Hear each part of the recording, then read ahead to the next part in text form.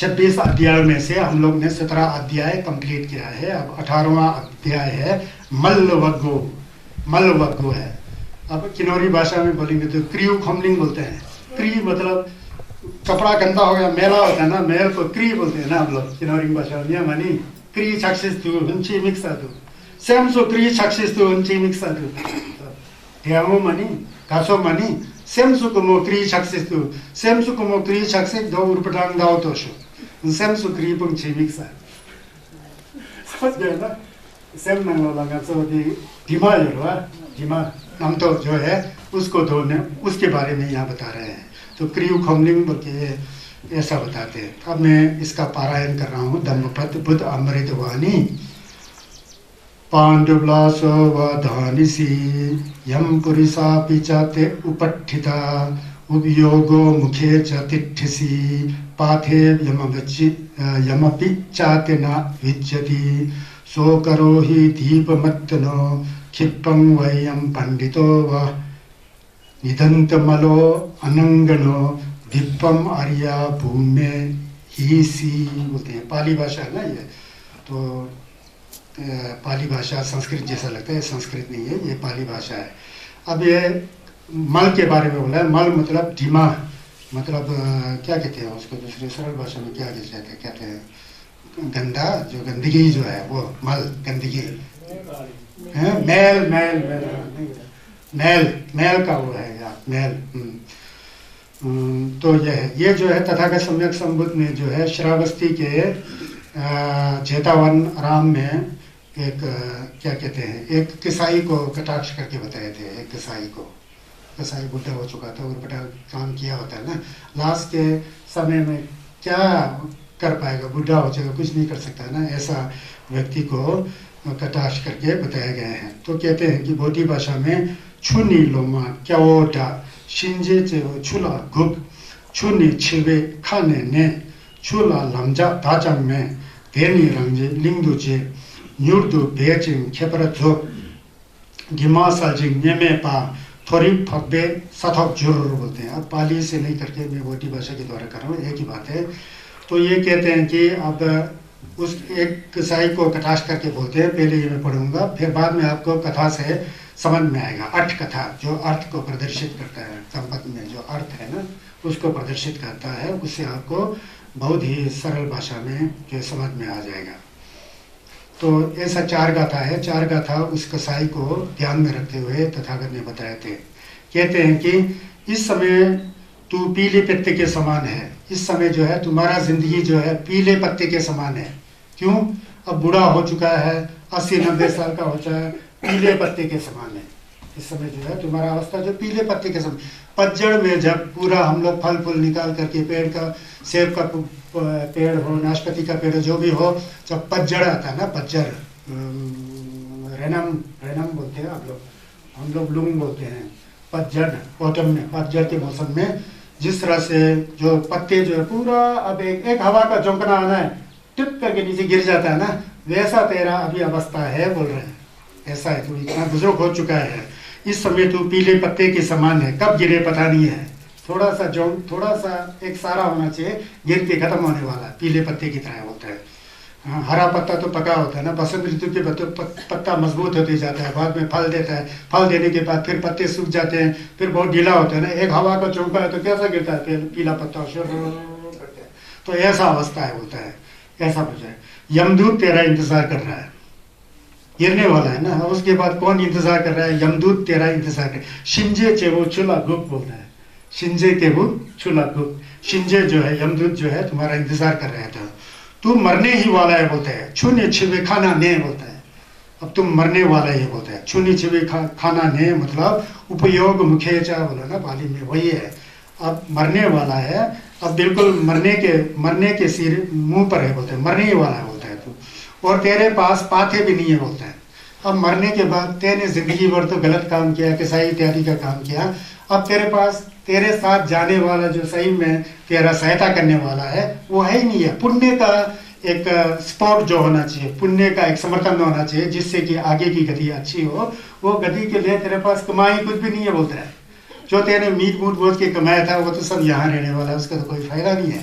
लेकिन जो पुण्य गेवा जो होता है, जो इस जिंदगी में भी तुमको जो है मस्त बनाता है और बाद में भी सब जगह, वो नहीं है बोलता है। अब तुम्हारे पास पाथ्य, पाथ्य बोलते हैं उसको, पाथ्य। हम लोग कहीं कहीं जो क्या कहते हैं, पहाड़ों में भेड़ बकरी चराने वाले घर से कोई ठेला भर के, उसको हम लोग फुल बोलते हैं। हम लोग भी फुल बोलते हैं, फुल नहीं है बोलते हैं। पीछे के लिए खाने के लिए क्या खाओगे, फुल नहीं है बोलते। तुम्हारे पास कुछ राशन पानी चावल दाल नहीं, जो आगे तुम्हारे को अच्छी गति दे सके, ऐसा पुण्य वाला फुल नहीं है। पुण्य वाला जो है कुछ भी नहीं है बोलता है, ऐसा बोल रहे हैं यहाँ पर, पाथ्य बोलते हैं उसको। इसलिए अपने आप को दीपक बना बोलता है। इसलिए अभी भी थोड़ा मौका है सांसने का, अपने आप को दीपक बना, मतलब तुम्हारे अंदर जो अंधकार है, अंधकार क्या है, त्वचा क्षेत्र मुक्ता दो गजल, उसको हटा करके ज्ञान का दीप जला बोलते हैं। सिम के अंदर, मन के अंदर ज्ञान का दीप जलाओ। ये दीप वाला, कहीं पर दीप बोलते हैं, कहीं पर द्वीप बोलते हैं। ये थोड़ा संदेह, चलो दीप से ही आपको यहाँ अर्थ मालूम पड़ता है।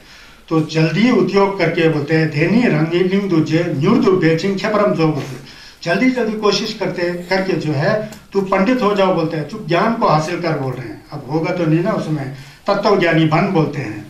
तो बनने के बाद धीमा सलचिंग नेमे पाप, फिर तुम्हारे सेंस के अंदर जो धीमा है, त्वचा शतंति मुक्ता दो गजल, राग द्वेष अज्ञान ईर्ष्या इत्यादि जो मेल है, वो जो है खत्म हो जाएगा। वो दोष जो है खत्म हो जाए, मल रहित हो जाएगा। दोष रहित होकर तू दिव्य आरी भूमि को प्राप्त करेगा बोलता है। थोड़ी फब्बे सथक, जो जब तक स्वयं के अंदर, तेरे अंदर जो मन में जो मेल जमा हुआ है, तकजीम का मेल जो है, आसक्ति का मेल जो है, self craving, grasping, selfishness, jealous mind, attachment, ignorance इत्यादि इत्यादि, राग द्वेष मोह इत्यादि जो मेल है, जब तक उसको तुम खत्म नहीं करोगे, कुछ पुण्य अर्जित नहीं करोगे, तो देवलोक या स्वर्ग लोक में जाने का बात ही नहीं है, असंभव है, नहीं जा सकते हो। इसलिए अभी भी होश थोड़ा करे तो कर, ऐसा बोलते हैं तथागत की अमृतवाणी। यहाँ पर ऐसा कहा जाता है। उसके बाद और दो पढ़ के फिर कथा सुनाऊंगा ना। फिर उसके बाद है उपनीत वयो च धानिसी संपयातोसि यमस्सन्तिके वासोऽपि च ते नद्ध्यन्तरा पाथ्यमपि च तेन भिज्यति सोकरो हि धीवमत्तनो क्षिप्पं वयं पंडितो भवः गिद्धं मलो अनंगनो न पुनः जाति जरं उपेहि सी। पाली ये बोल रहे हैं। तो इसको भी मैं अनुवाद करूंगा। तो छुचित छो बोलते हैं, क्षप बोलते हैं ना, कोई लोग क्षप बोलते हैं, खंबा लोग तो छो बोलता है। इसका भी उच्चारण अलग है ना, मैं खंबा लोग के साथ बेहतर है, इसलिए छुची बोल के आ रहा है। असली ये क्षप के बोल रहे हैं ना, क्षप किए जब कहते हैं छुची छेनी सेपराजुर शिंजे जब गमदुला 삼나 도바 출람네 출랄 남자 다장네 대링 랑니 링도지 뉴르도 베징 켜브란도 디마살징 네메바 친체 제가 네메 주르를 볼때요.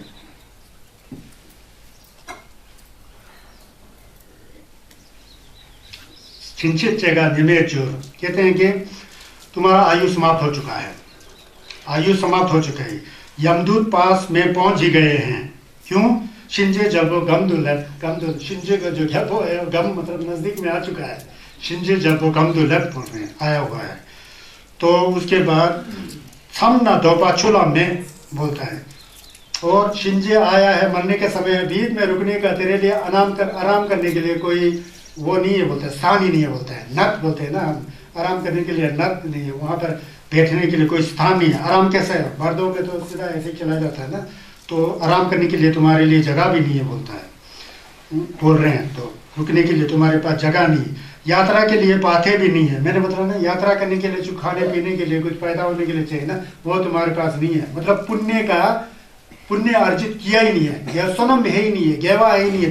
तो गेवा डुब बोलने से क्यों हम गेवा डुबशी करते हैं, क्यों हम पुण्य का संचय करते हैं, ताकि इस जिंदगी में भी शांति से रहे, मरते समय भी शांति से मरे, मरने के बाद भी शांति से जाए, और दूसरा जिंदगी भी कुछ सुखपूर्वक बीते।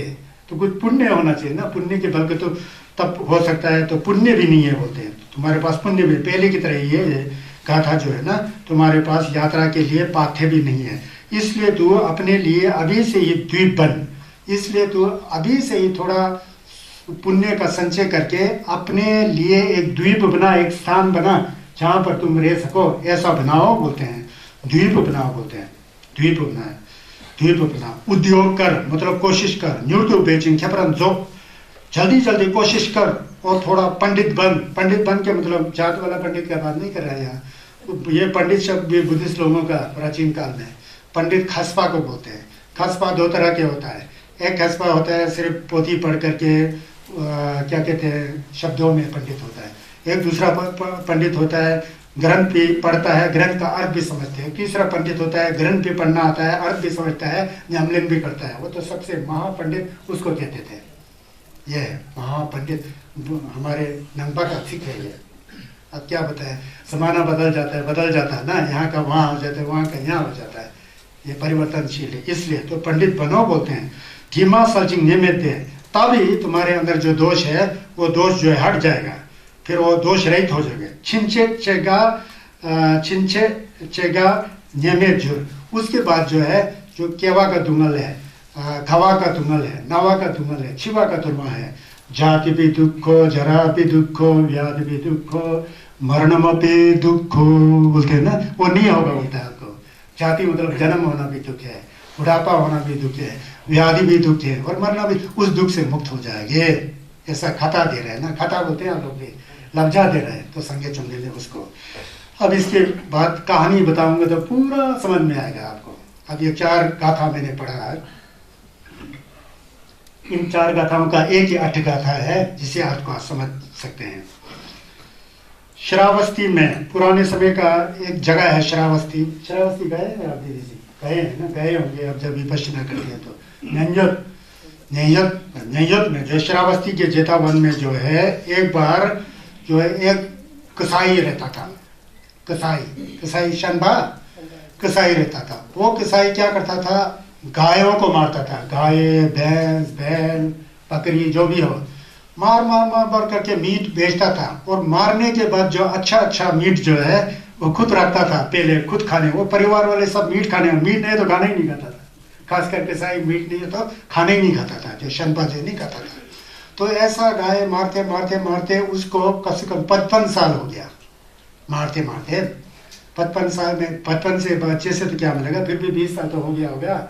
अगर 25 साल से गाय काटना शुरू किया होगा, मीट बेचा होगा, तो 25 साल किया होगा, जो भी है 55 साल तक वो ये कार्य करता रहा। तो एक दिन जो है, ऐसा कई दिनों तक करते एक दिन जो है उसने जो है गाय जो काट के रखा था, वो अपना जो भी है वो भी सब लोग खरीद के ले गए। अब थोड़ा सा बच गया था, छोटा सा, फिर छोटा बचा तो वो बिना मीट का खाना नहीं खाता था, वो कसाई जो है बिना मीट का खाना नहीं खाता था। तो अपनी पत्नी से कहा ये हमारे लिए रख दे, हम लोग खाएंगे, तब तक मैं तालाब में जाकर स्नान करके आता हूँ, तब तक इस मीट को किसी को मत बेचना, ये यहाँ रखना है, हमारे भोजन का अंश है रात के लिए। तो वहाँ रख के खुद तालाब में गया नहाने के लिए। थोड़ी देर बाद उसका एक साथी आ गया, वो खुद गायब है, तालाब में नहाने गया हुआ है, कसाई जो है, कसाई की पत्नी है। तो पत्नी को कहते हैं भाई साहब कहाँ गए? भाई साहब तो नहाने गए हैं। तो क्यों आए हो आप? हमारे घर में अचानक एक मेहमान आ गया, हमको मीट चाहिए था, बोला मांस का टुकड़ा चाहिए, मांस चाहिए, खरीदने की मांस। तो बहन जी कहते हैं, कसाई का जो औरत जो कहती है मांस तो सब बिक चुका है, थोड़ा सा बचा है, ये भी आपके भैया ने जो है हमारे लिए भोजन के रखा है, देखो यही है, बाकी है ही नहीं, सब बिक गया बोल के ऐसा कहा लड़की ने, कसाई की पत्नी। लेकिन वो आदमी थोड़ा बदमाश टाइप का भी रहा, तो उसने आओ देखा न था, देखा, थोड़ा सा मीट को छीन करके भाग गया। वो भी मीट छीन करके चला गया। अब वो उस कसाई की पत्नी के पास नहीं है। बाद में कसाई तालाब से नहा धो करके वहां पहुंच गया पत्नी के पास। तो पहुंच गया, कहाँ है पकाओ, आपने जो भूल रखा क्या? वो तो बोला आपका दोस्त आया था, मैंने बोला सब बिक गया है। वो तो झपट करके मेरे से छीन के ले गया छोटा सा मीट का टुकड़ा। बिना मीट से वो आदमी खाना नहीं खाता था, वो कसाई शनपा जो है। अब क्या करें, बिना मीट से एक चावल का दाना भी मुंह में नहीं जाता था, ऐसा आदत बन चुका था। अब उसको खाना तो खाना था, भूख लगा था, अंधेरा हो गया था, चुपचाप बगल वाले के घर में गया और कुड़ में जो है एक बैल था, वहां जाकर चाकू लेके गया, अंधेरा में उस बैल के मुंह में हाथ लगाया, कहते हैं हाथ लगाया, उसका जीप बाहर आया, जीप को काट के लाया, इतना बड़ा जीप। वो बैल वहां तड़प रहा है, जीप नहीं है बैल का, तो तड़प रहा है वहां। तो तड़प रहा है, बड़ा तड़प तड़प के शायद मर गया होगा क्या है। फिर उसको ला करके, अब मीट खाने वाला शनपा आदमी, कसाई, कसाई को शनपा बोलते हैं बोधी भाषा में, तो वहाँ कोयले के ऊपर भुना उसने जीभ को, चेले को, जीभ को ऐसा भुना, इतना मोटा जैसा भुन के तो पक गया। फिर चावल लिया, उसके साथ खाने के लिए वो खा रहा था। भोजन का पहला कोर, पहला ही ले रहा था वो, ऐसा चावल में होकर के जीभ को टुकड़ा करके खा रहा था। खाते खाते खाते उसको बहुत दर्द हुआ, उतने में उसका अपना जीभ टूट करके थाली में गिर गया। कर्म का फल है ना, ऐसा बता रहे हैं दंपति बता रहे। अब जीभ आकर के थाली में चला गया, जीभ है नहीं है मुंह से, वो तड़पा रहा है, ऐसा चीख रहा है, चिल्ला रहा है, बाहर बरामदा में जा रहा है, लोटपोट कर रहा है, ऐसा ही। थोड़ी देर के बाद वो बैल की तरह आवाज निकल रहा है, रंबा रहा है, गाँव गाँव करके, ऐसा नमिन से। वो आदमी कसाई जो है ऐसा, उसका पत्नी वहाँ बैठा हुआ था, बैठी हुई थी जो पत्नी जो है, उसका एक पुत्र भी था, एक बेटा भी था। तो फिर पत्नी देखा, वो देखो कर्म का फल कैसा, जिंदगी भर गाय मारता रहा और अभी ये खुद गाय की तरह, बैल की तरह ऐसा रंबा रहा है। गाय रंबाती है ना जी, हाथी चिंताड़ता है, घोड़े हिननाता है, कुत्ता भौंकता है, चिड़िया चहकता है। ये शब्द है ना हिंदी का, तो शब्दों का बारे में बोल रहा हूँ। मैडम जी लोग बैठे हुए यहाँ, इसलिए मैं बोल रहा हूँ। तो रंबा रहा था बैल की तरह ना, रंबा रहा था, रंबा रहा ऐसा। फिर वो पत्नी को बड़ा डर जैसा लग गया। उसने सोचा इसका कहीं जो दोष जो है, विपाक जो है, कहीं बच्चे के ऊपर ना। डर गई। डरने के बाद जो उसने अपने बच्चे से कहा, बेटा तू यहाँ से निकल जा, कहीं तुम्हारा बाप का जो कर्म का फल जो है तुम्हारे ऊपर नहीं पड़े। हर एक माँ को अपने बेटे पर चिंता होता है ना, तो पुत्र पर चिंता किया, पति का तो ये हाल है। तो उसने नहीं मांगा था, बेटा पापा जी ऐसे नहीं, नहीं तू चला जा यहाँ से, ये विभाग तुम पे आ सकता है। ऐसा करके लड़का वहाँ से चला गया। थोड़ी देर बाद वो मर गया कहता है, वो पत्नी क्या किया पता नहीं। उसके बाद जो लड़का जो है जा करके तक्षशिला में गया। यह था श्रावस्ती का कथा है ना, श्रावस्ती से वो तक्षशिला पहुंच गया। तक्षशिला आजकल पाकिस्तान में है, वहाँ पर भी संगे चुनने का से संबंधित बहुत बड़ा बिहार था, आप जानते हैं, तक्षशिला विश्वविद्यालय है ना, तंजो चुरला खान बोलते हैं। वहाँ गया वो बेटा, तो वहाँ एक सुनार के यहाँ नौकरी किया। सोने का काम करने वाले को सुनार बोलते हैं ना, सुनार के वहाँ नौकरी किया। सुनार के वहाँ नौकरी करके काफी कला सीखा। कैसा, टानंग बोलते हैं ना हम लोग, जो आभूषण बनाते हैं, जो अलंकार बनाते हैं, जो कान में कान का झुमका इत्यादि जो बनाते हैं ना, उसमें उस कलाकारी हो गया। तो सुनार को कहीं काम पड़ गया, तो सुनार ने कहा कि बेटा मैं कहीं जा रहा हूँ कुछ दिन के लिए, तुम दुकान का ध्यान रखना। और एक आभूषण, एक पेय दिया, पेय उदाहरण के तौर पर एक जैसा चंद्रहार जैसा, कुछ मंगलसूत्र टाइप का, कुछ बहुत शानदार जैसा। मैं नहीं आते था कि इसको बना के रखना है, चेक करना चाहता था ना कितना सीखा हुआ है, सीखा तो था वो। फिर वो कहीं चला गया। जाने के बाद जब वो वापस आता है तो वो हार दिखा करके सुनार तो हैरान हो गया, हक्का बक्का रह गया। अरे मेरे से भी अच्छा बनाया इसने, ऐसा ऐसा ऐसा ऐसा करके, ऐसा बहुत हैरान हो गया। फिर उस सुनार के दिमाग में आया कि उसकी भी एक बेटी थी ना, किसी से ब्याहना था, शादी करवाना था। ये लड़का अच्छा है, मेरा नौकर भी करता है, इसको कलाकार भी आता है, ये भूखे नहीं मरेगा, इसको सुनार का काम करने आता है। तो अपनी बेटी का विवाह जो है अपने नौकर जो कला में जो कसाई का लड़का जो था उसके साथ शादी करा दिया। तो शादी करा करके उनके बहुत बाल बच्चे हुए। बाद में बहुत बाल बच्चे हुए, लंबा चौड़ा परिवार हो गया। 50-60 साल होने को आ गया, काफी लंबा चौड़ा परिवार हो गया। अब वो खुद ही सुनार का जो नौकर था खुद सुनार बन गया, वो बहुत बूढ़ा हो चुका था। फिर वो तो खुद वहाँ बैठा बोलता है तक्षशिला में, काफी बूढ़ा हो गया था, 60-70 साल के करीब। बच्चे जो है अपनी पैतृक भूमि श्रावस्ती में गया। फिर श्रावस्ती में आ करके वहाँ सुनार का काम किया, बहुत प्रसिद्ध हो गया। वहाँ पर उन बच्चों का जो है तथागत सम्यक बुद्ध के साथ दर्शन हो गया। तो तथागत सम्यक संबुद्ध संगेश के साथ दर्शन होने पर संगेश के चेला बन गया। उनके परिवार, कसाई का परिवार, जा करके बेटे के बेटे पोते लोग वहाँ पैदा हो गए। फिर वो लोग जो है सोजोंग, उपोसत बोलते हैं, सोजोंग करना, ध्यान साधना करना, आनापाना सती करना, विपश्यना करना, जो ऐसा करके वो लोग वहाँ बैठे। फिर उसने सोचा कि हमारा बाप जो तो अभी वहाँ तक्षशिला में, उनको बुलाया जाए। जबकि कसाई वो नहीं था, उसका भी बाप जो था पहले वाला कसाई जो पहले बताया था ना, वो था। ये पोते का बात कर रहा है। फिर उनको ला करके ये जो किसाई का लड़का था जो यहाँ से भाग गया था, उसमें भी धर्म करने की कोई चेष्टा नहीं थी, संस्कार भी नहीं था। किसाई ने तो एक दिन भी तथागत सम्यक संबुद्ध को भोजन नहीं खिलाया उसने, जबकि नजदीक में ही था श्रावस्ती में। पुण्य का संस्कार था ही नहीं, पूर्व जन्म का पारमी था ही नहीं, सिर्फ जानवरों को मारना, ऐसा करके वो भोग रहा था। अब वो पोतों को पता लगा हमारे दादाजी तो ऐसा थे, ऐसा कसाई थे, ऐसा पाप कर्म करने वाले थे, ऐसा थे वैसा थे। फिर उसके बाद उसके बेटा को भी, जो ये बच्चों की जो बाप था वो कसाई का बेटा था, वो खुद ही 60-70 साल की उम्र में आ चुका है। तो उसको बुला करके उसमें थोड़ा सा धर्म का जिज्ञासा पुत्रों के द्वारा उसको मिला।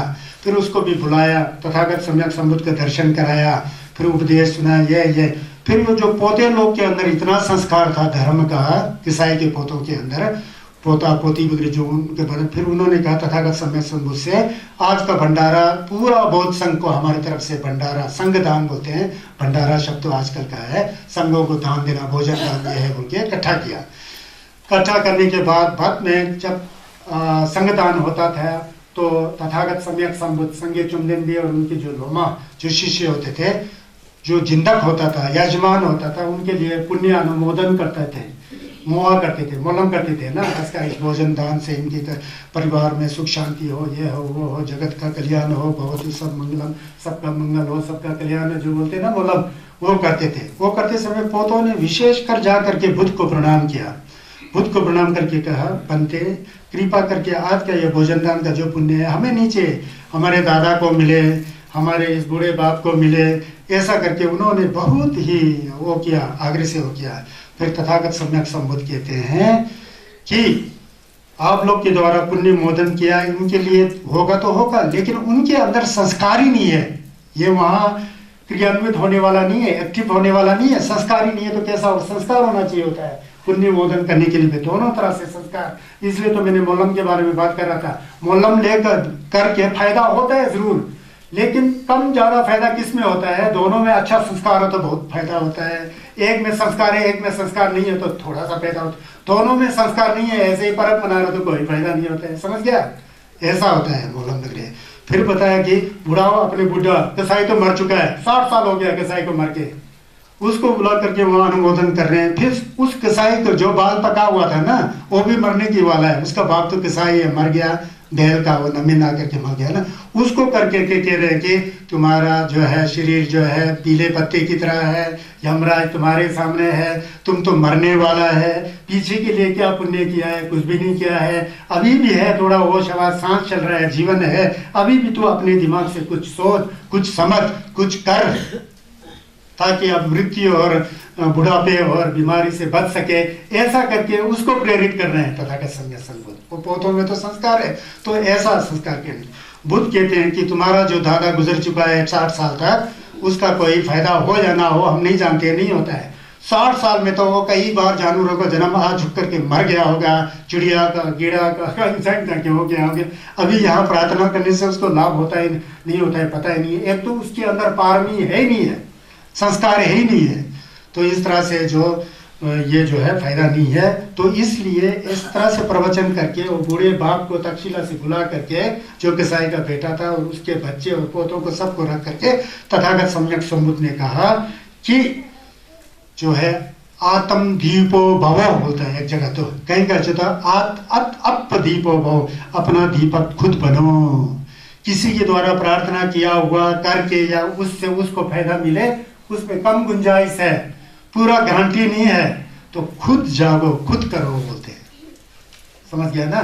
तो कहते हैं कि प्राणी हिंसा वगैरह तो बिल्कुल नहीं होना चाहिए, इसीलिए तो यह सब मैंने कई बार सुना था, कहीं स्पीति वगैरह में है कि नहीं है पता नहीं, कहीं पामोगल की जगह में पहले एक कसाई जी रहते थे, जब वो गुजर रहे थे तो वो कोई वहाँ से गाय आ रहा है मेरे को बचाओ, वहाँ से बैल आ रहा है मुझे बचाओ, ऐसे ऐसे करके बहुत तकलीफ में। तो किसी एक स्पीति के बंधु ने बताया था, पामो नाम का जगह है स्पीति में, वहाँ पर कोई कसाई रहे होंगे पहले, जो जमों को कुछ क्या करते हैं पता नहीं, बक्सूब वगैरह क्या, मैं नहीं जानता हूँ क्या है, करके कुछ मारे होंगे, उसका नमीन मारते नहीं मरा है, आधा मरा है, आधा मरा है, आधा नहीं मरा है। उस समय मुझे बचाओ, कुछ भी नहीं है वहाँ आसपास में, कुछ बैल आ रहा है, मार रहा है, पूरा सब गंदगी गुंदगी छोड़ रहा है, ऐसा होता है। नमीन ऐसा होता है ना, इसमें ऐसा होता है। ये तो यही बात यही है। ये आदमी भी जीव कट के रहे, खुद भी बैल की तरह आवाज कर रहा है, बताया गया ना। तो यह है, इसलिए जो है कम से कम जो है संसार में जो है जो हम लोग को जो है ये सारी चीजें छोड़ करके प्रपंच रहित होकर के थोड़ा सा वो करना चाहिए। कभी कभी हम लोग क्या करते हैं, जैसे बाप माँ जिंदगी में हमारे साथ होते हैं, पितारे होते हैं, जिस माँ ने हमको जन्म दिया, जिस बाप ने हमारा परवरिश किया, उसको जीते जीते वाला देखना ही नहीं है, उसको ना कोई सेवा करना, कुछ नहीं करना, कुछ भी नहीं करना, और मरने के बाद बोला बहुत लंबा दिखावा, दिखावा जिसे कहते हैं, उसको मैं बिल्कुल नहीं मानता हूँ। मैं तो व्यक्तिगत मानता ही नहीं दिखावा। मैं अपने घर के परिवार वालों के, मुझे दिखावा से बिल्कुल लगाव नहीं है, बोला बचपन से। दिखावा नहीं करना चाहिए, समझ गए ना। छुस को करो तो दूसरे नहीं दिखे तो कोई बात नहीं है ना। देखने वाला अपना कर्म का फल ही है, अपना कर्म ही है, खुद ही है। देखने वाला भी खुद ही है, करने वाला भी खुद ही है ना। ऐसा है ना। रामलू लखन हिंबा मोमा से संजय नंगा योपा धोमा, तो हमारा शरीर ही मंदिर है, जाने तो ये साधना से पता लगेगा। शरीर ही मंदिर है। मंदिर तो कंकड़ पत्थर का बना होता है ना, तो ये शरीर तो कंकड़ पत्थर का ही तो बना हुआ है। माता ने खून और मांस दिया, पिता ने हड्डी और चर्बी दिया, बाकी क्या है इसके साथ? जिस माता से खून का रिश्ता है, जिस पिता से हड्डी का रिश्ता है, उसको जीते जी वाला नहीं मन, खासकर आज के युग में नहीं देखता है ना। बड़ा दुख की बात नहीं है। और कबीर जी, संत शिरोमणि कबीर जी को मैं बहुत बुद्ध विचार से बहुत मैचिंग होता नजर आता है मेरे को। कहते कि जिंदा माँ बाप कोई न पूजे, जिंदा माँ बाप कोई न पूजे, मर के बाद पुजवाए। जिंदा माँ बाप कोई न पूजे, कोई सेवा नहीं करता है, मर के बाद, मरने के बाद वाला, आज हमारा पिताजी कुछ गुजर गया थी, उसका यह है, जिंदा होते समय क्या किया होगा पता नहीं, मैं नहीं जानता है। मरने के बाद वाला आंसू बहाना, दिखावा करना, यह बहुत है ना। यह तो नंगबा में तो होना ही नहीं चाहिए। नंगबा में तो यह इसका गुंजाइश नहीं, होना ही नहीं चाहिए। जिंदा माँ बाप कोई न पूजे, मर के बाद पुजवाए, मुट्ठी भर चावल दे करके कौआ को बाप बनाए। हम लोग है ना, माँ बाप मर जाता है और इतना जैसा वो बाड़ी बोलते हैं हम लोग, कौन बोलते हैं, कोई दूध बोलते हैं, गरम गरम बना के इतना सा घी डाल करके छत पर निकाल करके ऐसा करके वो आएंगे, पर कौवा आ रहा था, आ गया जी, इसको खिलाओ। मुट्ठी भर चावल दे करके कौवा को भाप बनाए। कबीर जी कहते हैं, थुनंग लगाते हैं ना, जो है थुनंग बनंग क्या है मुझे पता नहीं लगता है, वैसे कुछ परंपरा है। परंपरा तो ठीक है, कोई बात नहीं, परंपरा को भी जीवित रखना जरूरी है। परंपरा नहीं तो हम कैसा है कि याद कर रहा है ना, चाहे दिखावा के लिए याद कर रहा हो, चाहे सही में याद करने जैसा कर रहा है, करने जैसा सही में याद कर रहा है, नहीं कर रहा है, पता नहीं, मेरे को पता नहीं है। मैं अपने माँ बाप को जानता हूं ना।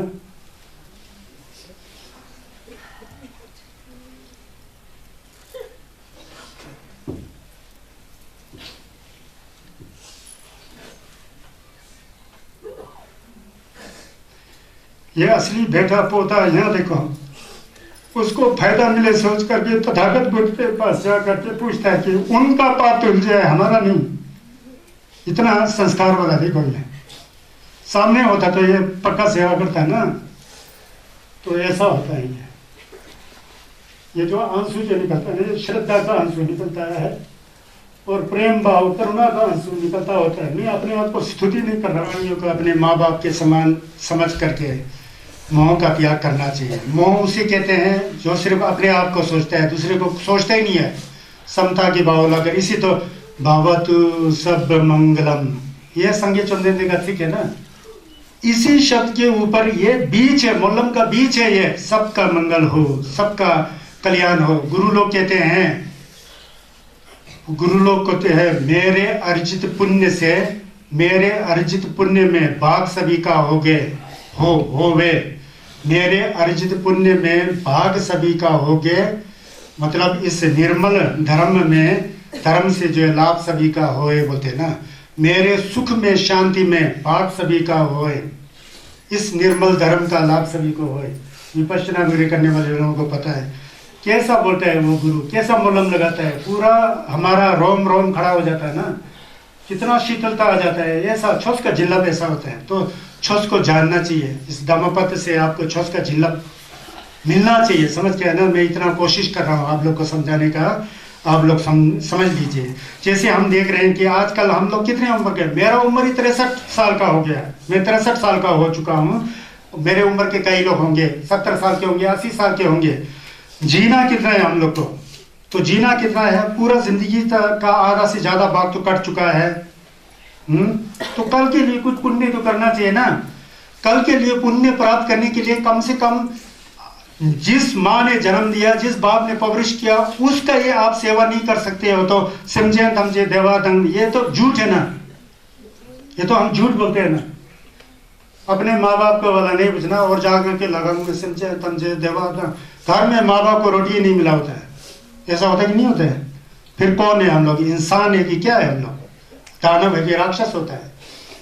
तो व्यवहारिक होना चाहिए। व्यवहार में जो है छुस का जमलिंग के साथ कठिन होता है, कठिन छिंपो होता है। हमें कठिन स्वभाव आसान नहीं होता है, बहुत पहले होता है, बहुत मुश्किल होता है। समझ गए ना? तो यह है, मैं आगे जा रहा हूं ना।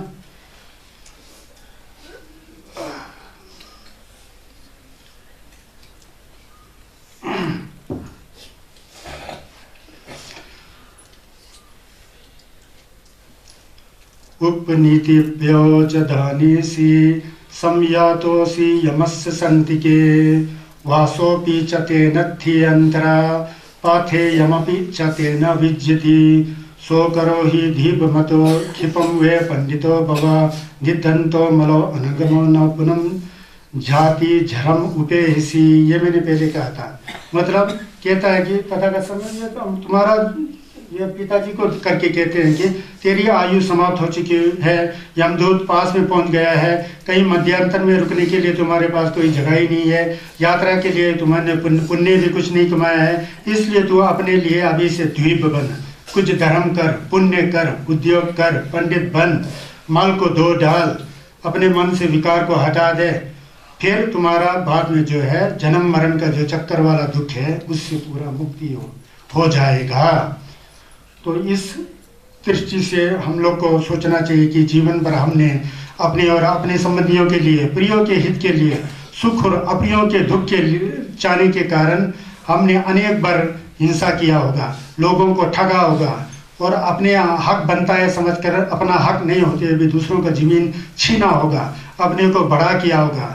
इस प्रकार से अनेक प्रकार के हम लोग ने जो पाप किया होगा उसको जान करके आज से नहीं करने का प्रण लेते हुए और ये समझते हुए कि आखिरकार क्या है इसमें, हमारा जो अप्रिय है, दुश्मन है, वो भी नहीं रहेगा, हमारा जो प्रिय है वो भी नहीं रहेगा, जो मैं प्रिय अप्रिय सोच करके कल्पना कर रहा हूं मैं भी नहीं रहूंगा। फिर ये फर्क क्यों? सबके अंदर समता के भाव के साथ पहले अपने घर से माँ बाप का जो बात कर रहे थे वहां से शुरू करके सब में समता का भाव। सिमचेन थमचे तेजुर्ची धुंगल कुंदो धवरशो तेदांता तो मिडल चिंग न्यमनी कुंदो तोपरशो, ऐसा है ना छे कहते हैं। न्यमनी मतलब समता का भाव, ये लाना बहुत आवश्यक है। तभी हम लोग धम्पत के अर्थ को समझ करके उसको क्रियान्वित कर सकेंगे। व्यवहार में लाना है ना। ऐसा तो महाभारत की कथाएं भी होती है, भागवत होती है, रामायण होती है, हमको मेला करके थोड़ी जाना है, हमको कुछ सीखना है ना। तथागत सम्यक संबुद्ध संज्ञस ने सीखने के लिए हमको ये अमृतवाणी छोड़ के रखा था। सीखने का मतलब अपने ब्रेन में डाल करके दूसरों को भाषण देने का, उसको सीखना नहीं कहा जाता है। संस्कारित होकर के व्यवहार में सिद्ध करके व्यवहार के अंदर प्रेम भाव, करुणा भाव, मुदिता भाव, प्यार मोहब्बत की भाव मन में लाना पड़ता है, तब नंबा हो जाता है। नंबा का मतलब खुद मन से शुद्ध हो जाना और दूसरों को भी शुद्ध कराना। फिर जीवन जीने का मजा आएगा। खाते समय मजा आएगा, पीते समय, पहनते समय, मिलते समय, पैसे की परख कर रहे हैं, नाच गान कर रहा है, उस समय भी सबका मन फूल की तरह है ना, तो उसमें भी एक जिल्लाब आ जाता है। ऐसा जिल्लाब होता है।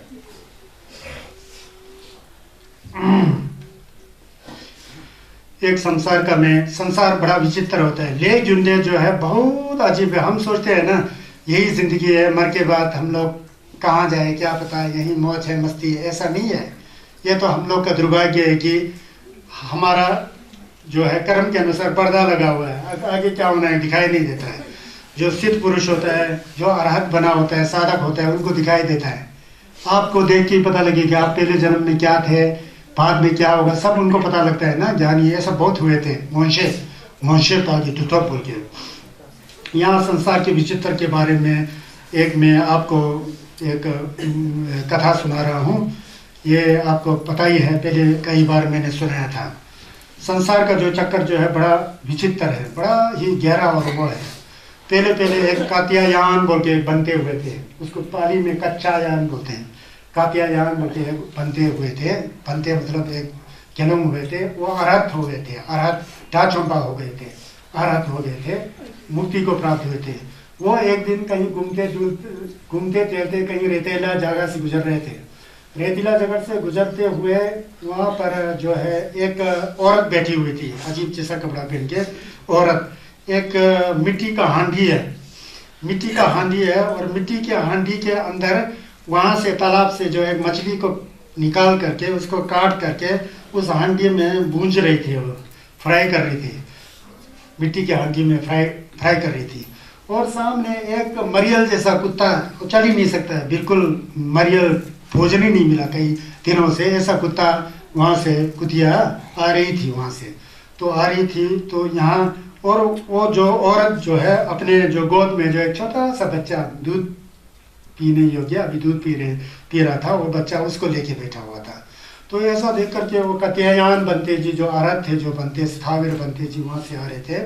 आ रहे से फिर उन्होंने अपनी दृष्टि लगा के देखा कि ये औरत क्या है, क्या कर्म किया होगा इसने, ऐसा बैठी हुई है, ऐसा रेतीला जगह में, तन ढकने के लिए खासी कपड़े भी नहीं है, ये हांडी के अंदर मछली की है, क्या फंडा है, क्या चीज़ है बोल के उन्होंने अपने अभिज्ञा ज्ञान से देखा, ऊंचे से देखा। वो देखते हैं कि उन्होंने क्या देखा, जो हाथ में बच्चा लिया हुआ है ना, पहले भी बताया था मैंने, पूर्व जन्म का दुश्मन है वो। दुश्मन उस औरत के दुश्मन, पूर्व जन्म का दुश्मन ने पहले का क्या कर्म रहा हुआ पता नहीं, जिसको खुद ही जहर पिला के मरवा दिया इस औरत ने, दुश्मन समझ करके जहर पिला के मरवा दिया। दो दुश्मन दो दुश्मन, वो जो दुश्मन जो था वो जो है अभी बच्चा बन करके माँ के गोद में है। पहले उसी औरत का दुश्मन खुद ने जहर पिला के मरवा दिया, वो बच्चे बन के दूध पी रही है। ऐसा देखा।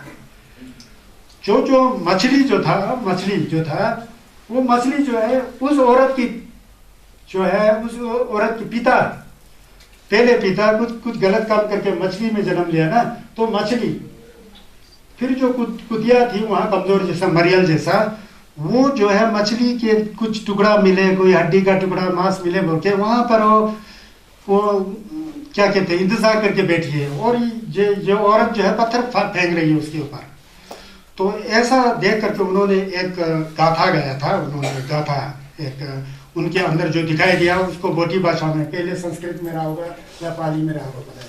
भाषा जाशिंग माला धैक नेम्बे ढाओ पंगने जुंग छुमा छोई रूपा छा खोरवे छोला गेमोन डो के सुना कभी? ऐसा कहते हैं कि ये जो औरत जो है पिता का मांस खा रहा है, क्योंकि मछली पिता है उसका, पहले पिता था मर करके मछली बन गया। ये औरत जो है पिता का मांस खा रही है, खा रहा है, पिता का खा रहा है ना, मांस पिता का खा, ये रहा है रही है। अब जो है ना बहुत दिनों से ग्रामर में ध्यान नहीं दिया ना, ये बड़ा बहुत ये जटिल वाला ये रहा है ना गुरु जी है। मछली है ना, तो मछली क्या स्त्रीलिंग है? स्त्रीलिंग है, मछली का मांस खा रही है ना, ये औरत है वो भी स्त्रीलिंग है, ये खा रही है, दोनों तरफ खा रही होगा। तो वो बाप था पहले का, बाप मर गया मछली बन गया, मछली जो है बाप ही है ना, बाप का मीट खा रहा है और माँ के ऊपर पत्थर फेंक रहे हैं। माता गुजर गई है, कुत्ता जो है मरियल जैसा, अम्मा गुजर करके ऐसा हो गया, यह हो गया मरियल जैसा। और जो गोद में लिया है अपना दुश्मन है, खुद ही जहर पिला के मरवा दिया। वो बच्चे के रूप में है, पिता मछली के रूप में है, पिता को खा रहा है, माता को पत्थर मारा है। और माता यही नहीं है, माता जो है अपने पति के हड्डी के ऊपर आ सकती है, कब मिलेगा वो खाने के लिए? चुम्मा छो रोका है ना, ये बड़ा विचित्र है बोलते हैं संसार जो है, ऐसा है, लेकिन ये अजीब होता है। तो एक बात मैं ये कहना चाहता हूँ कि कई लोगों का जो है बहुत असमय में मृत्यु हो जाता है ना, 16-17 साल में मृत्यु हो जाता है, माता पिता यहाँ दुखी होते हैं। पहले जन्म में उसका कुछ जीवन का अंश बचा होता है, उस अंश को पूरा करने के लिए ऐसा ले आते हैं, जितना अंश बचा है उतने में उदयंत हो नहीं है ना, जैसे कि तिब्बत के राजा थे ठिसुंग थेसेन, उनका जो है एक पुत्री थी पेमासल। पेमासल 16 साल की 18 साल की उम्र में गुजर गई ना। गुरु मछी जी से पूछते हैं कि मेरे लड़की जो है इतना मैंने पुण्य किया, सब किया, तिब्बत में छस लाया, भारत से बौद्ध धर्म को लाया, फिर भी ये क्यों है मेरा लड़की पेमासल ऐसा गुजर गया, क्या है वो, कैसा पूछा ना। तो गुरु मछी ने कहा ये आपका दोष नहीं है, आपका दोष है नहीं है, नहीं आपका दोष है। जब हम लोग छोटे जरूम कशर बना रहे थे पूर्व जन्म में, पालबो वाला शरीर छोटे जरूम कशर बना रहे थे, उस समय हम लोग वहाँ काम कर रहे थे ना। एक कहानी बहुत लंबा चौड़ा है। उस समय एक इतना बड़ा भौरा जो है वहाँ आया था, आपने गलती में ऐसा करके मार दिया। उसका उम्र 16-17 साल बचा हुआ था। वो उम्र को बिताने के लिए आपके राजकुमार के रूप में उसका जन्म हुआ है। तो ये, लेकिन आप घबराओ मत, ये जो पेमासल में जो है ना, बाद में भूटान के बुमथांग में जन्म ले करके पेमा लिंबा के नाम से प्रसिद्ध हो करके तरतम का लामा हो जाएगा। ऐसा है ना, ये समझ गए ना, ऐसा ऐसा ऐसा चलते हैं। तो ये ले डुंडी का बात ऐसा होता है।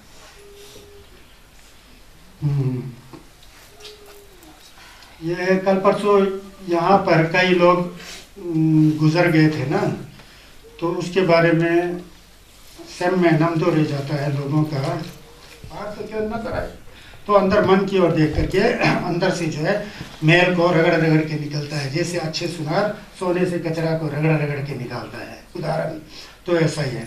गरवा हिन्नी मुलजिंदू रंगीटी मसल बन जाए। गरवा मतलब जो सुनार जो है, गरवा बोलते हैं आप लोग भी, वो जो है ऐसा करके सोने चांदी से कचरा को निकलता है। वैसा ही विद्वान पुरुष और छपवा लोग जो है अपने मन से मैल को निकाल देता है।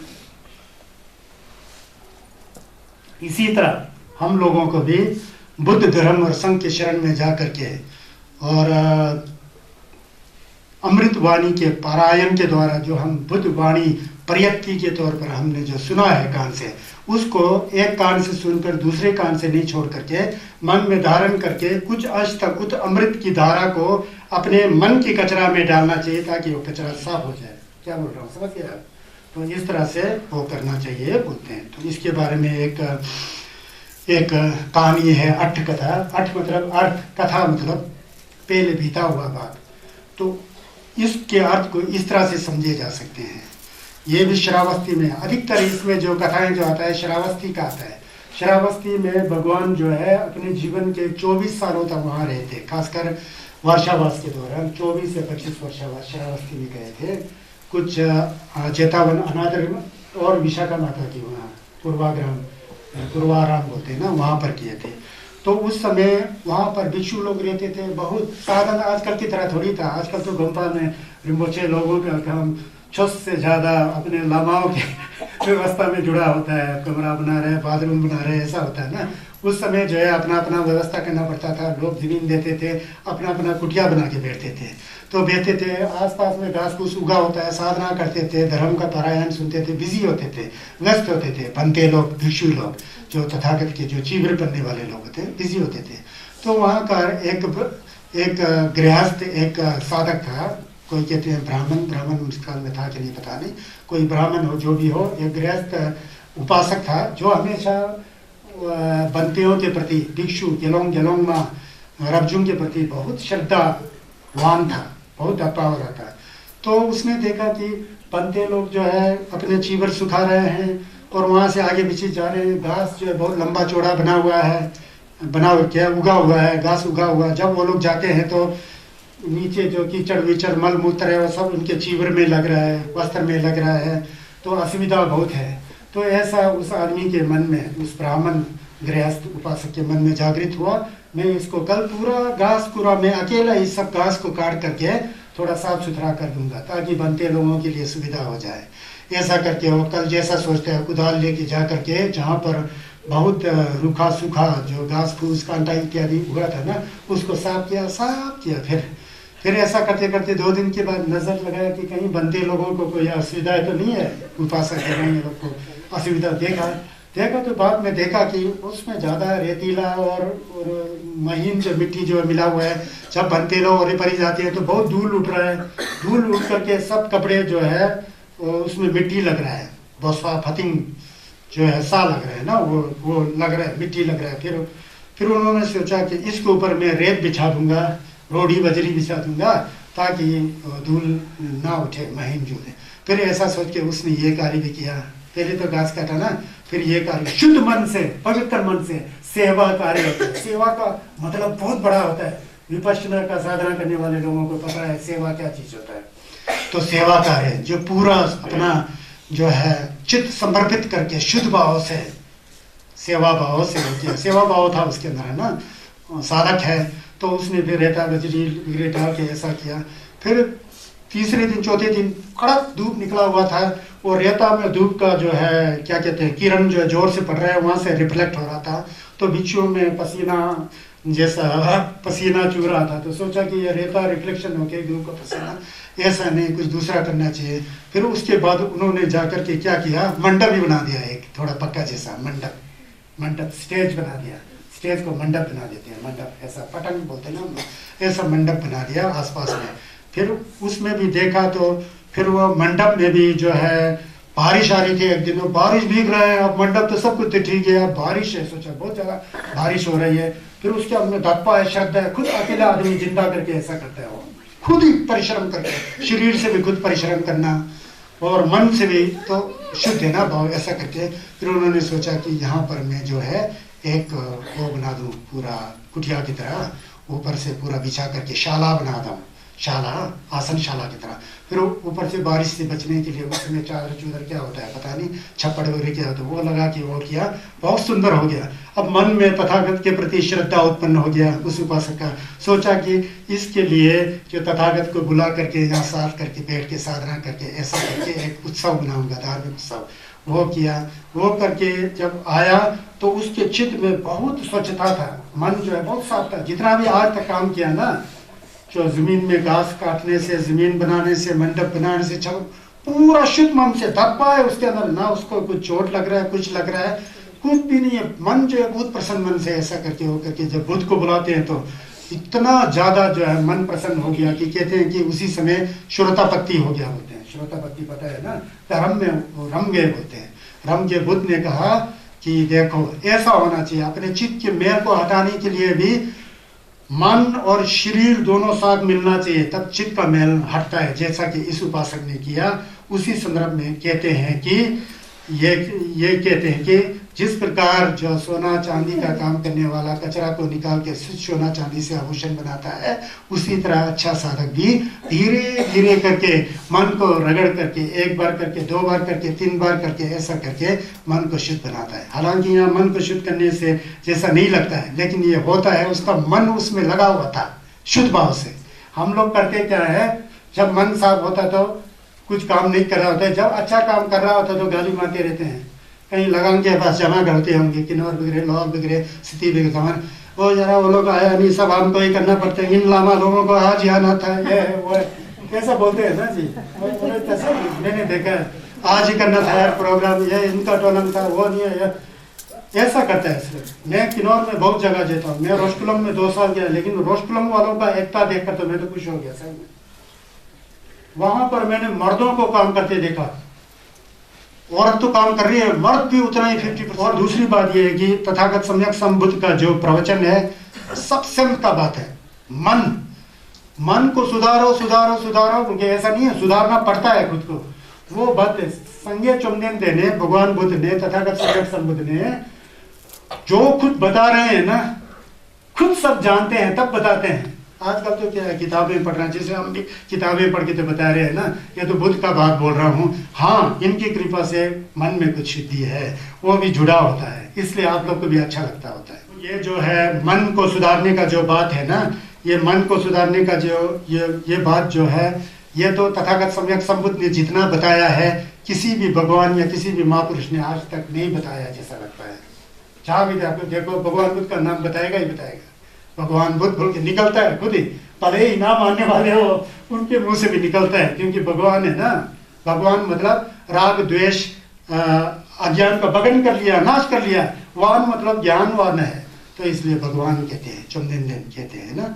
और ये जो मन को सुधारने वाला है, आप सिर दर्द हो तो फार्मेसी में जाके टेबलेट लेके सिर दर्द दूर कर सकते हो, लूज मोशन होगा तो दवाई खा के दूर कर सकते हो पेट दर्द। लेकिन मन में जो रोग है, दोछा क्षेत्र तिमुख थतर, ठादो नजल रूपी जो रोग है, अज्ञान है, राग है, द्वेष है, प्राइड है, नार है, जिम्बा है, वो टेबलेट खाने से खत्म होगा? नहीं, इससे खत्म होगा। ये दवाई को वितरित करता हूँ। एक डॉक्टर बताता ना ऐसा खाना चाहिए, वैसा करना चाहिए, पानी के साथ नहीं खाओगे तो ठीक नहीं होगा, बोलते हैं ना। वैसे ही हम भी यहाँ धम्म के प्रतिनिधि के रूप में बोलते हैं, धम्म ऐसा कहता है ऐसा करना चाहिए, तब मन में शुद्धि आएगा। यहाँ से सुना, यहाँ से निकला, नहीं किया तो अंदर जो मन के रोग से अब ठीक नहीं हो जाएंगे। ये मन का रोग का दवाई है, समझते हैं ना, मैन है। तो ये और एक जन है गाथा मैंने तो आगे रखा था, आयसा वा मलं समुत्थितं तदुत्थाय तमेव खादति एवं अतिदोहनचारिणं सक्कं मानी नयन्ति दुःखदिं, बोलते हैं। ये भी श्रावस्ती में चाले चानी रब्दु दंजुर्चिन लांगने दिने सबरा जिबाशिन तेरा सिंधु लबर चुबानम रंगी लेची में सो दादू ठी, बोलते हैं। जैसे लोहे का मोर्चा लिखा हुआ है, जंग है, वैसे लोहे का जंग लोहे से उत्पन्न होकर लोहे को ही खा जाता है। वैसे ही सदाचार का उल्लंघन करने वाले अति चंचल मनुष्य होता है, जो मन से विचलित होता है, रागी द्वेषी कामी होता है, अपना ही कर्म उसे दुर्गति को प्राप्त कर लेता है। लोहे से जंग उत्पन्न होता है ना, लोहे में ज्यादा जंग लगा तो धीरे धीरे वही जंग लोहे को खा करके लोहा पिघल जाता है ना। उसी तरह जो दुराचार व्यक्ति होता है, अपने को नहीं संभाल करके त्वचा जगन्तिमुख ठादो नजल आदि के द्वारा, अपने के द्वारा उत्पन्न किया हुआ विचारों से, मुंह से गलत काम करके, शरीर से गलत काम करके बाद में खुद के ऊपर ही कुल्हाड़ी मारता है, बाद में खुद ही खत्म हो जाता है। ये ऐसा बता रहे हैं। तो यहाँ ये जैसे लोहे का जंग जो है लोहे से उत्पन्न होकर उसी को कहा जाता है, वैसे ही सदाचार का जो उल्लंघन करते हैं, जो चंचल मनुष्य होता है, वो जो दुर्गति को प्राप्त कर लेता है। यहाँ पर एक कथा है, अट्ट कथा। श्रावस्ती में सब ज्यादा घटना श्रावस्ती नियत में कथा होता है। श्रावस्ती में 30 नाम का एक स्थावर, 30 बोल के बहुत ज्यादा थे। जब भी पाली में देखो ना जी, जहाँ भी 30 ये 30 नाम जो है बहुत प्रसिद्ध है लगता है उस समय में। जैसे भोपाल में टशी के बहुत प्रसिद्ध है ना, कई टशी में होता है ना, तो इसी तरह यह 30 नाम का एक बनते थे, एक भिक्षु टाइप के थे ना। वर्षावास में जब 3 महीने जो है के लोग इकट्ठा होकर के जो है ध्यान साधना करते थे, तो कर करके उस समय 3 महीना एक जगह बैठा होता है, तो वह लोग दान देते हैं। अक्सर तो वो लोग संयम करने जाते थे, दिन में जाते थे, जो मिलता है रुका सुखा उठाते थे के लोग। जब वर्षा के काल में 3 महीना होता है, तो 3 महीना वर्षावास बोल के एक जगह में रह करके जो पंडित, जो स्थावरी लोग होते हैं, बंदे लोग होते हैं, ये प्रवचन करते हैं, दूसरे लोग सुनते हैं, कोई साधना करते हैं। ऐसा करके पूरा 3 महीना अंदर ही अंदर बिहार में बहुत कार्यक्रम चलता था, साधना से, परायण से, जो भी सूत्रपाठ इत्यादि करते थे। वहाँ लोगों को बैंड में बहुत मिलता था, लोगों को मतलब बनते लोगों को बैंड में बहुत मिलता था। उस समय ये 30 नाम का जो बनते हैं ना, 30, इनका नाम 30 है। इनको एक 10 फीट लंबा और 4-5 फीट चौड़ा एक मोटा कंबल जैसा मिला था, दान में कंबल जैसा मिला। वो ओढ़ने में थोड़ा मोटा जैसा, इससे भी मोटा ऐसा मिला। तो मिलने के बाद जैसा ही पवारना हो गया, जब वर्षावास खत्म हो गया, तो उसको लेकर के उन्होंने जो दान में मिला था अपनी बहन के वहाँ छोड़ दिया। बहन के वहाँ, बहन होगा ना उनका, दवाजी का बहन के बहन ने सोचा कि इतना मोटा ये भाई कैसा पहनेंगे, नहीं पहन सकेगा, ये मोटा है ना, ज्यादा ही मोटा। कंबल पहना जैसा जाएगा, तो मैं भी अगर कंबल पहन के कोरा लगाने जाए तो कहेंगे आज तो चंपो पागल होके घूम रहा है, हो रहा है ना। कैसा बोल गया था, वो नहीं पहनी, तो नहीं पहने। फिर उसने क्या सोचा, बहन ने सबको टुकड़ा करके वो किया, काटा पूरा कंबल को। फिर दोबारा उसको, उस समय का क्या होता है पता नहीं, उसको पूरा कूट करके दोबारा कॉटन जैसा बनाया। फिर दोबारा काट करके थोड़ा पतला जैसा, सुंदर जैसा ऐसा बना के रख दिया। फिर बाद में वो भाई आया, 30 जो बनते थे, ढावा थे, लामा थे, वो आए, बहन मेरा वो दो। फिर वो उन्होंने वो दिया अपना पतला वाला, ये मेरा नहीं है, मेरा वाला मोटा था, ये है वो है बोल के झगड़ा कर रहे थे वो। फिर समझाया बहन ने, देखो भाई ऐसा कैसा पहन के जाते हैं, आप नहीं पहन के जाते, इसलिए आपके लिए मैंने इसको काट करके, कूट करके, जो दोबारा काट करके ऐसा बनाया, ऐसा बाद में फिर ठीक है बोल के ले लिया। ले करके फिर उन्होंने जो है उसको पहनना चाहा, पहनना बहुत सुंदर बना दिया था ना, पहनना चाहा, किसी उत्सव का इंतजार किया, उत्सव मतलब छेसंग दुसंग, छेपा चौंगा, छेपा के ऐसा उत्सव का इंतजार किया। उस दिन तथागत सम्यक संबुद्ध भी आने वाले थे, फिर उस दिन मैं पहनूंगा करके बहुत खुश मन से, बहुत खुश मन से, उस दिन खाना भी बहुत खाया उसको देख करके ना, थोड़ा थोड़ा खाते ना बंदी जी लोग, उसमें खूब खाए होंगे वो, खा करके ऐसा कल मैं पहनूंगा, यहाँ तथागत सम्यक संबुद्ध आ रहे हैं उस समय मैं पहनूंगा, थोड़ा अच्छा लगेगा सोच के, होता है ना, हम लोग भी संभाल के रखते हैं ना, कल पहनेंगे अगले साल पहनेंगे, ऐसा करके संभाल के रखते हैं ना। तो ऐसा ही उन्होंने संभाल के रखा, अधिक खाना वगैरह खा के फूड पॉइजन होके क्या हो गया पता नहीं, रात को बंते जी गुजर गए, पक्षी हो गए, उनका निधन हो गया। निधन हो गया तो कल जो प्रोग्राम था तथागत सम्यक संबुद्ध जी आए थे, फिर दूसरा लोग ने सोचा कि उनका जो चिविर है उसको किसी बड़े बंदे को दान में दिया जाए, शारीपुत्र महामूद कल्याण ऐसा सोच रहा था। उसी कल नहीं था, 2-3 दिन के बाद था शायद पर्व, ऐसा जो भी हो था, ऐसा सोचा था। तो उसको बांध देंगे सोचे, बांध देंगे क्या, किसी एक बंदे को देंगे सोचे। तथागत सम्यक संबुद्ध ने संगस ने अपने वंशे से देखा, दिव्य चक्षु से देखा, जो बंदे गुजर गए थे ना वो चिल्लड़ बन के उसमें घूम रहा है, कीड़ा बन के चिवर के अंदर, सोली बोलते हैं हम लोग क्या, सोली की तरह, सोली जो कपड़े खाने वाला कीड़ा बन के, बनते लोग भी ऐसा। तकजीन का फल है, तकजीन नहीं करने का है, तकजीन किसी को, हम मेरे को भी नहीं छोड़ेगा तकजीन, है ना, ऐसा नहीं कि मैं वाला सब क्या बटोरते रहूं, मेरे लिए कुछ नहीं, ऐसा नहीं है, कुदरत का कानून है, विश्व का विधान है, किसी को नहीं छोड़ता।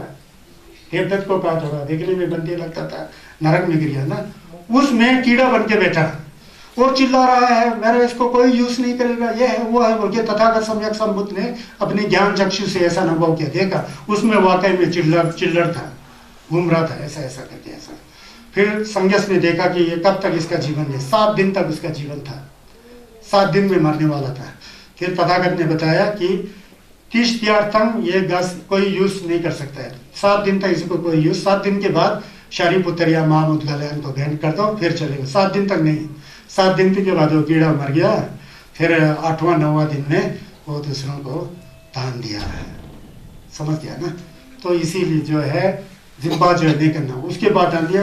तथागत सम्यक संबुद्ध इतना निंजे छंबो करुणा है, अगर वो चीवर दूसरे को देता ना, वहां वो नहीं मरता, फिर उससे वो ज्यादा पाप कमाता, ज्यादा दक्षिण होता, उसको उस दक्षिण से नरक में जाकर के कभी नहीं निकलता। तो उसको रहने दिया, वहीं दक्षिण टूटा, मर भी गया, दक्षिण खत्म, तो दूसरे को दिया, दूसरा जन्म नहीं लेने के लिए तथागत सम्यक संबुद्ध ने परित्राण कर दिया मृत्यु वाला। तो उससे उन्होंने पुण्य तो था उनके अंदर, छोटा था दक्षिण करने में कीड़ा उत्पन्न हो जाता, बड़ा दक्षिण करने में तो फिर कुरकुरोच बनी गई ना, चूहा बनी गई ना। वो घर में देखते होंगे कोई कोई बहुत कुरकुरोच वगैरह चूहा वगैरह बन के, हम लोग दवाई लगा के मारते हैं, क्या बता हमारा ही पूर्वज वगैरह तो नहीं हो गया, कुछ कह सकते हैं आप लोग, नहीं कह सकते ना, बड़ा भारी झंझट है वो, पहले वाला मछली वाला बात को सुनो। तो ऐसा है, तो इस दृष्टि से जो है इन्होंने जो है ये जो अभी गाथा मैंने गाया था ना उसको बताया था। क्या गाथा था उसमें, गाथा बताया था ना, चलो रहने दो।